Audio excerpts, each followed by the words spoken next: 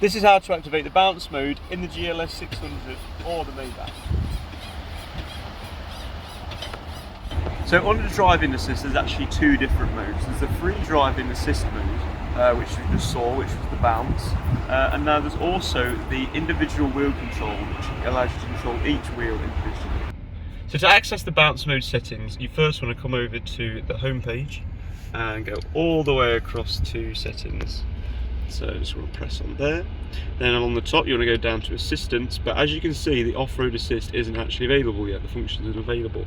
So in order to enable the function, you have to change your dynamic controls, and you want to go all the way down to off-road mode.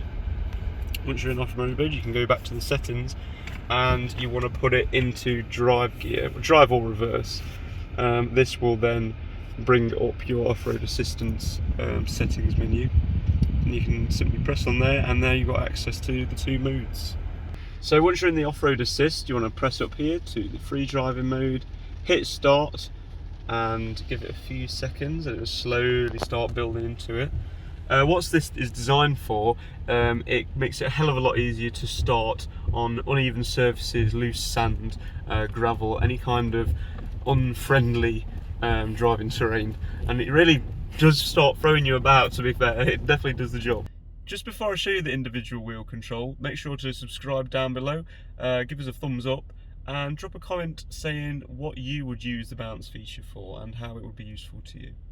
So the second option we have here is the individual wheel control. Now what this allows you to do is manually select which wheel you want, and obviously the body height from the wheel. This might be used maybe if you're parked on an angle and you want to level off your car. May also be used if you're trying to avoid certain obstacles, but it just gives you a lot more control over how you want the car.